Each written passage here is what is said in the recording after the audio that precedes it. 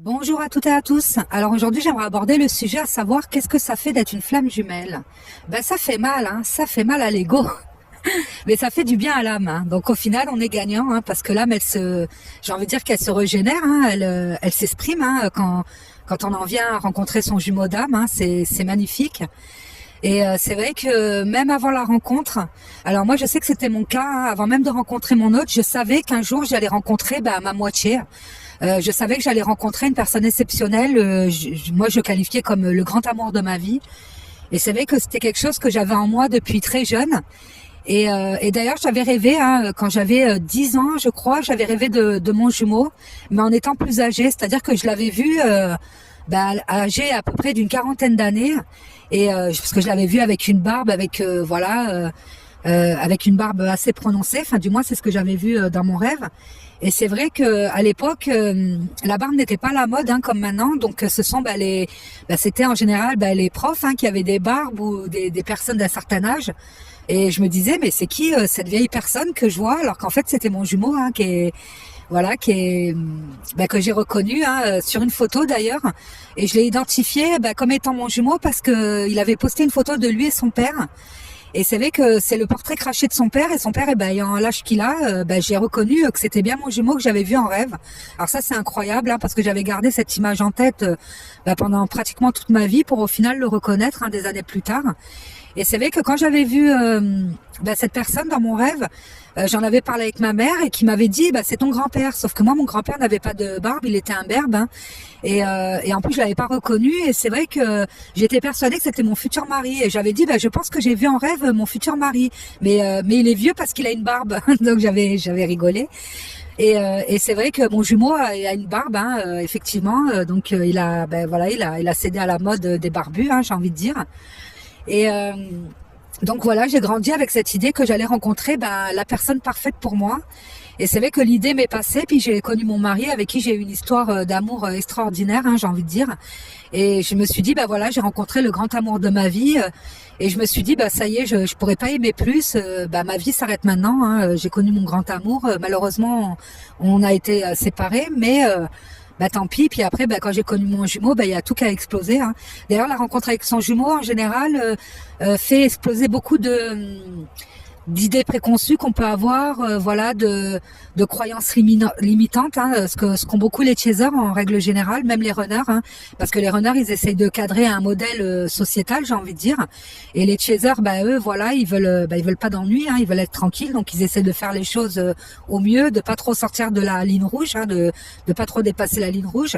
Et c'est vrai que quand on rencontre son jumeau, tous les schémas hein, qu'on pouvait avoir, même comportementaux, vont changer. Hein, c'est-à-dire qu'on va voir les choses d'une autre manière. Et même avant de savoir qu'on est dans une relation de flamme jumelle, c'est-à-dire que moi, même avant la reconnexion, j'avais quand même eu une espèce d'éveil. Hein, c'est-à-dire que je sentais que tout avait un sens, que je voyais les choses différemment, et j'avais un besoin de me recentrer sur moi. C'est vrai que je m'étais beaucoup négligée. Hein, j'ai toujours été plus tournée vers les autres que vers moi, et là j'avais ce besoin de me recentrer, d'être seule, hein, souvent d'être seule, alors que j'étais quelqu'un qui était quand même assez entouré, même si je cherchais pas l'entourage, mais bon, la vie de famille, la vie professionnelle faisait que, mais je ressentais ce besoin de ressourcement, hein, envie de me retrouver, hein, tout simplement. Et ensuite, quand j'ai découvert le lien de flammes jumelles, hein, donc l'existence des flammes jumelles, parce que moi, comme je l'avais expliqué dans mes audios concernant ma reconnexion au lien, ça a été progressif, hein, ça m'a pas sauté à la figure du jour au lendemain, c'est-à-dire que j'ai été, on va dire, accompagnée à avoir des compréhensions, puis finalement de comprendre hein, qu'est-ce que ce lien était. Alors c'est vrai que la première chose que j'ai fait, hein, comme beaucoup de flammes jumelles, c'est de chercher sur internet déjà l'existence hein, des flammes jumelles. Est-ce qu'on en parlait? Est-ce que c'est pas un délire New Age? Est-ce que c'est vraiment quelque chose qui existe? Donc j'ai cherché d'abord ça. Et ensuite j'ai visionné des vidéos hein, comme tout le monde. Et j'ai eu la chance très vite, hein, je crois que au bout de 2-3 vidéos, de tomber sur la chaîne de Fabien Marchand. Alors là, ça a été pour moi la révélation. Hein. D'ailleurs, Fabien Marchand, je ne sais pas s'il se rend compte de toute l'aide qu'il a pu apporter hein, à de nombreuses flammes jumelles qui étaient vraiment quelque part dans l'inexpliqué, dans un peu perdu, hein, j'ai envie de dire. Et c'est vrai que j'ai découvert Fabien Marchand et très vite, quand il commence d'ailleurs par les portraits des deux jumeaux, donc il commence par le portrait du chaser. Et là, je me suis dit c'est pas possible, il me connaît, comment il peut me connaître aussi bien? Il parle de moi, c'est moi. C'est moi, il y avait aucun doute. J'étais, je vous dis, comme un enfant qui découvre ses cadeaux à Noël sous le sapin. J'étais ébahie. Et c'est vrai que je me suis très vite reconnue dans le rôle du chaser, dans la polarité, dans la prédominance yang, j'ai envie de dire. Ensuite, j'ai reconnu mon jumeau. Après, j'ai fait d'autres recherches parce que forcément, on en veut toujours plus, puis on a besoin de confirmer. Surtout les chasers, je pense que nous, on a à cœur d'avoir un maximum d'informations et de ne surtout pas se fourvoyer ou se tromper. Donc, on va creuser, on va chercher un peu partout. Et c'est vrai que je sais pas ce que vous en pensez, vous, mais en 2020, quand moi, j'ai écumé tout YouTube, je trouvais que les personnes qui œuvraient pour le collectif de Flammes Jumelles, je les trouvais assez dures, assez directives. Enfin, moi, je suis tombée sur des vidéos où vraiment ça faisait flipper. C'était méfiez-vous des attaques de l'ombre. Si vous êtes le chaser, il faut travailler sur vous. Si vous ne travaillez pas, votre jumeau ne s'éveillera jamais. Enfin, moi, ça me mettait une pression énorme. C'est vrai que moi, c'est exactement ce que ça m'a fait, où je me suis dit, mais moi, je suis pas à la hauteur. Moi, je suis imparfaite. Je suis pas à la hauteur d'un tel lien. Je pensais même que c'était une erreur. Je me suis dit, mais enfin voilà, on en demande tellement, on nous demande. Moi, j'avais l'impression qu'il fallait qu'on devienne un être éveillé, hyper connecté. Après connecté, c'est le mieux. J'ai envie de vous dire. De toute façon, on l'est forcément après la découverte du lien. Mais je me disais, moi, je suis pas parfaite. Enfin, je sors. Quand je sors, j'aime bien faire l'apéro. Je fume. Je juge des personnes. Enfin, je suis pas quelqu'un de non plus. Je suis imparfaite. Personne n'est parfait. Mais bon, moi, je me trouvais pas à la hauteur du lien. Et c'est vrai que d'entendre toujours ces vidéos qui nous demandent de travailler sur nous, que le travail c'est essentiel, mais sans nous dire vraiment comment travailler, parce que ça forcément faut aller en thérapie pour le découvrir. Donc on vous dit voilà, vous avez une blessure, vous devez travailler sur vous, trouver votre blessure, travailler, votre jumeau il reviendra. Alors ça m'a mis une pression. J'avais l'impression que c'est comme quand vous entamez un nouveau travail et puis que le premier jour on vous donne des directives et des consignes et que vous vous dites mais je vais pas pouvoir tout retenir, comment je vais faire, je vais jamais y arriver. Donc c'est vrai que c'est l'impression que ça donne au début. Et je me souviens même être tombée sur une chaîne où une dame expliquait que si on avait des addictions, c'était mort pour retrouver son jumeau.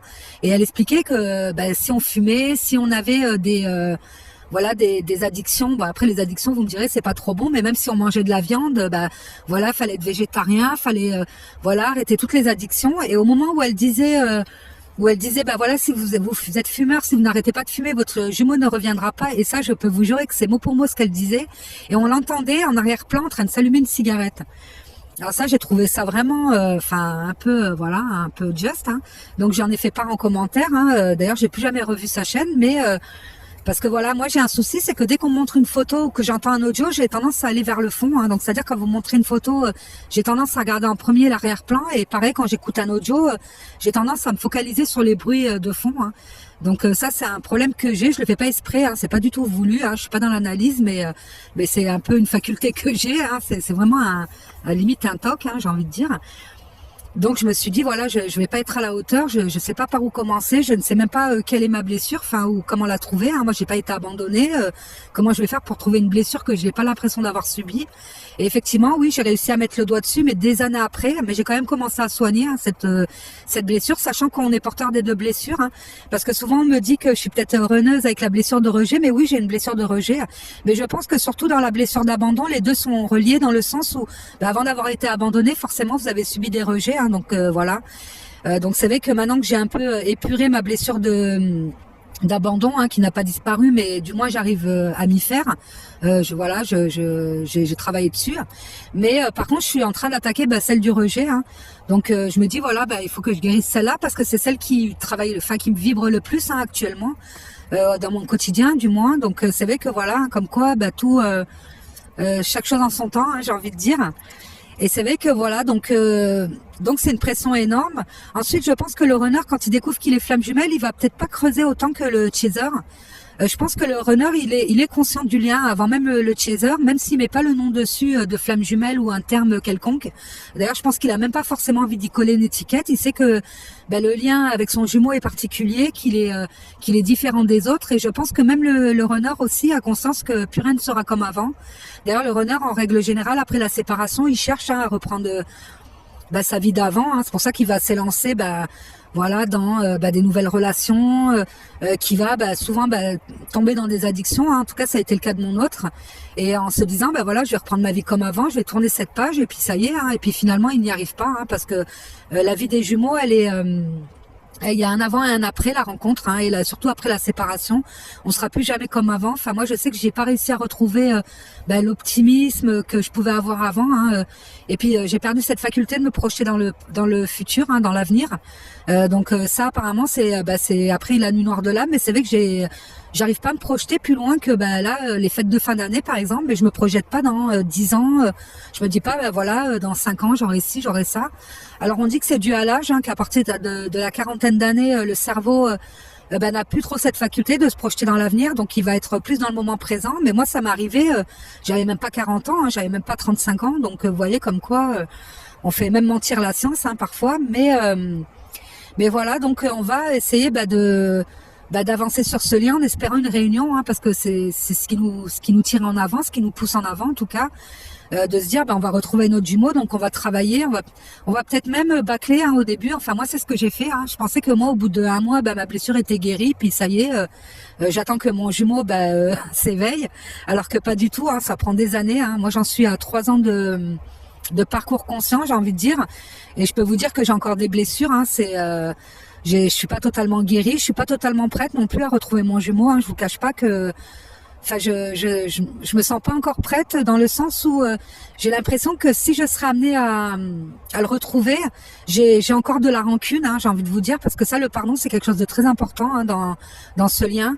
Le pardon à soi, déjà pour commencer, pardonner son jumeau, les comportements que le jumeau a pu avoir, et pardonner ses parents. Voilà, si on a eu une éducation dysfonctionnelle, ou voilà, si vous avez été entre guillemets malmené dans votre enfance, il faut pardonner. Alors pardonner ne veut pas dire donner raison à la personne, ou dire voilà, je lui pardonne, je peux aller lui reparler. Non, vous pouvez pardonner quelqu'un sans être en contact avec cette personne, du moins pour vous libérer. Donc vous pardonnez à la personne parce que vous comprenez qu'il y a eu un certain contexte. Après, si c'est vraiment des abus très graves, donc je comprends qu'on puisse pas pardonner, mais dire voilà, le mal est fait, de toute façon on peut pas retourner en arrière, mais en tout cas moi je me libère de cette rancœur, parce que c'est une énergie que vous maintenez avec l'autre, c'est-à-dire que quand vous ne pardonnez pas, vous ne vous libérez pas quelque part. Donc en fait vous allez, entre guillemets, offrir un pardon pour pouvoir vous libérer vous, et passer à autre chose et tourner la page, surtout quand elle a été douloureuse. Alors je sais que ça, c'est pas évident. Moi, j'ai eu beaucoup de mal à pardonner à mes parents, surtout à ma mère. Mais c'est vrai que je lui ai pardonné, mais je sais très bien que je ne serai plus jamais amenée à la côtoyer. C'est-à-dire que je n'éprouve pas le besoin de la voir, de lui parler. Il y a des réponses que je n'attends même plus de sa part, mais je sais que je lui ai pardonné. Je n'ai plus ce lien de rancœur où quand on parlait de ma mère, ou quand voilà, j'ai repensé, j'avais une colère qui montait. Donc là maintenant je dis pas que ça me touche plus, parce que c'est quand même mes parents, mais ça me tient plus. Je me sens plus reliée à eux, à cette enfance qui a été assez douloureuse. Et dans le quotidien, d'être flamme jumelle, ça nous permet de donner un sens à tout ce qui nous arrive, que ça soit le positif ou le négatif. Alors je dis pas de tout interpréter, mais on se dit que tout est juste. Donc ça, on a bien compris que ce qui se passait, c'était juste. Voilà, c'était pas forcément le fruit du hasard. Moi, j'ai envie de vous dire que je laisse plus trop de place au hasard depuis que j'ai été reconnectée à ce lien de flamme jumelle. C'est vrai que je dirais pas que j'étais dans le prédéterminisme, mais voilà, je savais que le destin, il y avait une grande notion de destin dans nos vies, même si je sais qu'on a une part de libre arbitre. Mais c'est vrai que tout a un sens finalement. Donc quand vous avez une belle interaction avec quelqu'un, ça vous porte. Voilà, vous sentez une connexion quelque part avec les gens dont vous n'aviez pas forcément conscience avant. Après, ça peut être une connexion avec la nature, avec tout ce qui nous entoure. Et ça, c'est vrai que c'est voilà, ça change énormément de choses parce que on est moins dans la fatalité, hein. On se dit, bah voilà, si ça arrive, c'est qu'il y a une raison, hein, quelque part. Et c'est vrai que souvent, les jumeaux, hein, les jumeaux des deux côtés, même le chaser a vécu des grosses épreuves, hein, dans sa vie. Donc ça lui permet de relativiser quelque part, de se dire, bah voilà, tout était juste. Et puis tout m'a amené à ce parcours, tout m'a amené à préparer, hein, parce qu'on se rend compte que les années qu'on a eues avant nous ont préparé à la rencontre de notre jumeau, hein. En tout cas, moi, je sais que quelques semaines avant la rencontre avec mon jumeau, j'étais dans une plénitude incroyable. J'étais au top de ma vie, hein, moralement, dans tous les sens du terme. Et j'étais bien, j'étais vraiment, j'étais dans des hautes vibrations, hein. Maintenant, je peux le dire maintenant, mais je me sentais très bien avant de rencontrer mon jumeau et même des années avant, hein. Des années avant, moi, je sais que j'avais un attrait pour le métier que mon jumeau occupe. Donc voilà, mon jumeau, il a un métier spécifique et c'est vrai que j'étais très attirée par ce métier. J'ai visionné énormément de documentaires, de vidéos, lu d'articles concernant ce métier. Puis finalement, c'est le métier de mon jumeau, hein, à l'heure d'aujourd'hui, qu'il n'avait pas à l'époque quand je l'ai rencontré en tout cas. Donc ça, c'est incroyable, hein. Donc on se rend compte qu'on va avoir des points communs avec nos jumeaux. Enfin, c'est quand même incroyable. Et puis cet éveil spirituel, hein, que je relie aussi avec cette connexion qu'on ressent. Donc c'est vrai qu'on a pu, voilà, comme moi, hein, moi j'avais grandi dans une famille très catholique. Donc les pèlerinages à Lourdes, les visites d'église, voilà, enfin nous voilà, les lectures de la Bible constamment. Enfin voilà, moi j'ai grandi dans ce schéma-là, mais j'arrivais pas à m'identifier, hein, je trouvais je sais pas, j'arrivais pas à m'identifier à la religion du moins. Et c'est vrai que je cherchais une religion qui était un peu plus sans avoir forcément besoin d'aller dans des églises pour prier, d'avoir vraiment une relation entre Dieu et soi, hein, une relation intime particulière. Moi, c'est comme ça que j'envisageais les croyances, hein, la croyance en Dieu. Et c'est vrai que là, quand on découvre le lien de flamme jumelle, ça ouvre des portes, hein. On voit les choses différemment. On ressent cette connexion avec la source et avec nos guides, hein. Donc, c'est vrai que maintenant, moi, j'ai perdu l'habitude, hein, de leur demander des choses ou de leur parler. Ça, c'est vrai, mais je sais que, en début de reconnexion, j'étais vraiment connectée avec mes guides, hein, énormément. En tout cas, voilà, dès que j'avais besoin ou que j'avais besoin d'aide, même de me sentir mieux, hein, parce que c'est vrai que c'est une très grosse souffrance, hein, de se rendre compte que qu'on a notre jumeau d'âme qui est pas forcément là, qui refait sa vie. C'est beaucoup de douleur, hein, beaucoup de souffrance, hein, et c'est vrai qu'on se sent parfois isolé. Et en même temps, voilà, on ressent toutes ces connexions et puis ces signes, hein. Donc moi, comme j'ai expliqué, j'ai eu beaucoup de symboliques dans mes rêves et surtout des phrases, hein, des mots-clés qui me venaient ou des images juste avant le réveil. Donc ça m'arrivait constamment pendant presque un mois, donc je me souviens pas de tout, j'en ai noté certains, comme le poème, hein, sur les 4 bougies que j'ai partagé en publication sur ma chaîne YouTube. Sinon j'ai vu, j'avais des messages tels que, les flammes jumelles, et puis je voyais une image apparaître et c'était les 2 arbres de vie. Donc je voyais distinctement 2 arbres de vie. Ensuite j'ai eu un message aussi, une symbolique qui m'avait marqué, où on disait les flammes jumelles, quand les flammes jumelles se retrouvent, et je voyais la scène de la scène, hein, de Léonard de Vinci, où j'ai su plus tard que c'était Marie-Madeleine et Jésus, hein, qui sont dans cette peinture, ce que j'ignorais à l'époque. Donc voilà, beaucoup de symboliques. Après, les arts miroirs, ça c'est sûr, les papillons. Moi j'ai trouvé un papillon dans ma salle de bain il y a 2 semaines. Vraiment un papillon magnifique, un très coloré, alors que on est quand même au cœur de l'hiver, j'ai envie de dire. Et je sais pas comment il a atterri dans ma salle de bain, sachant que j'ouvre pas les fenêtres, j'ai rien, mais il virevoltait, hein, dans ma salle de bain, c'était incroyable. Voilà, donc tout ça, on prend ça pour des encouragements du moins, et ça aide énormément. Donc voilà ce que ça fait d'être une flamme jumelle, ça change énormément de choses. On prend un autre tournant, hein, une fois qu'on a rencontré notre jumeau, et pas seulement que le chaser, parce que le chaser, il a beau avoir conscience du lien, des fois ça peut même plus le freiner parce qu'il va avoir tendance à être trop dans la théorie, dans la pratique, dans le faire, toujours le faire, hein, le chaser. Parce que le runner, voilà, comme je le disais, il a une connexion au lien.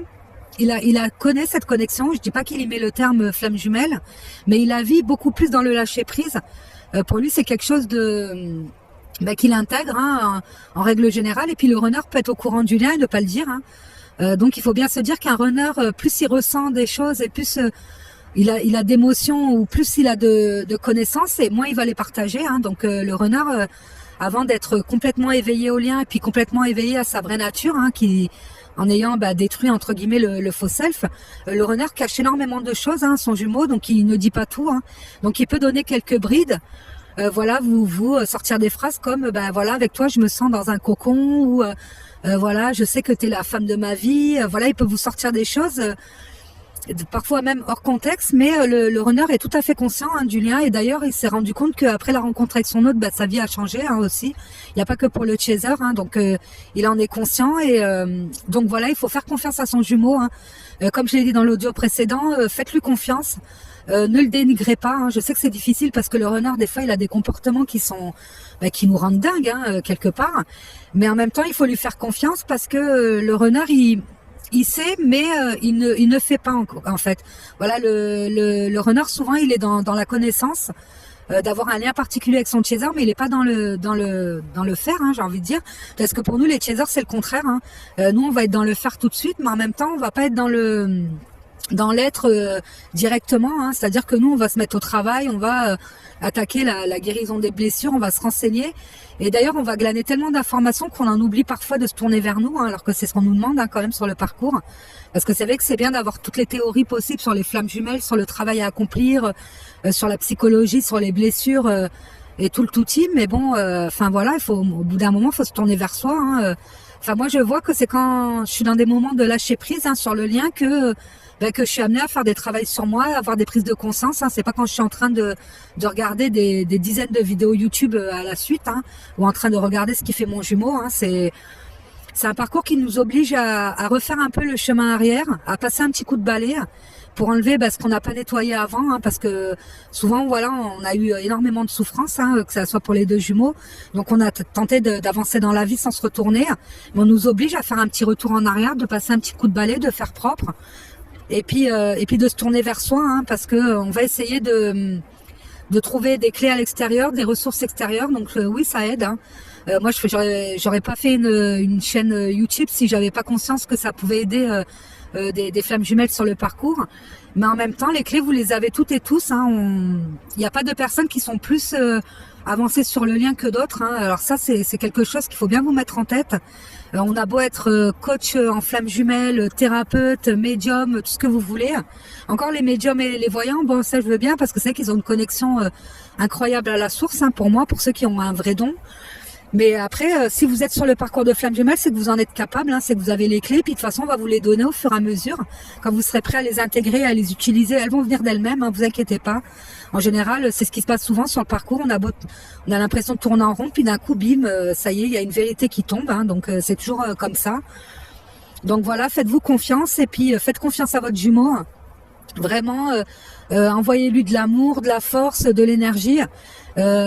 Après, on dit de ne pas être dans l'attente, donc moi je suis d'accord, hein, qu'il faut pas, être trop tourné vers son jumeau. C'est plutôt dans ce sens-là qu'il faut le prendre. Il faut se tourner vers soi tout d'abord, mais on ne peut pas arrêter les pensées, hein, parce que c'est vrai que moi, quand j'entendais, oui, il faut pas être dans l'attente de son jumeau, il faut pas regarder ce qu'il fait, tournez-vous vers vous. Moi, je me disais, mais je peux pas arrêter de penser à lui, c'est pas possible, c'est obsédant, hein, même quand j'essaie de pas y penser, ça revient toujours, hein, ça me revient. Donc ce n'est pas d'arrêter de penser à son jumeau, hein, mais c'est de vous prioriser, en tout cas dans votre vie. Donc voilà, prenez soin de vous, voilà, pratiquez l'EFT. Moi je viens de découvrir l'EFT il y a pas très longtemps et vraiment c'est incroyable, vous pouvez le faire partout, à tout moment. Donc c'est un peu une médecine traditionnelle chinoise, hein, donc parce que les Chinois, l'Asie en règle générale est très connectée, hein, aux énergies. Et c'est vrai que voilà, il y a énormément de vidéos, il y a énormément de lectures à faire, hein, sur cette méthode qui est de libération émotionnelle, qui est géniale. Hein, vraiment, moi je le fais depuis, ça va faire une dizaine de jours, et ça m'aide énormément. Hein, donc vous voyez.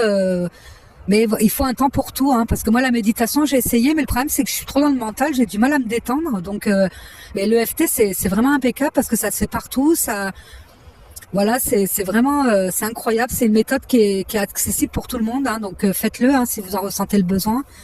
Et puis voilà, je pense que j'ai fait le tour, hein, voilà, j'ai profité d'être un peu dehors, hein, quand il pleut pas, il neige pas, donc on profite. Là, je suis en pleine nature. Hein. J'espère que le son ne va pas être trop mauvais. Et puis voilà. Donc, c'était l'occasion de partager avec vous. Bah, je vous dis en tout cas un grand merci pour vos commentaires, pour vos likes. Et je vous dis à très bientôt. Au revoir.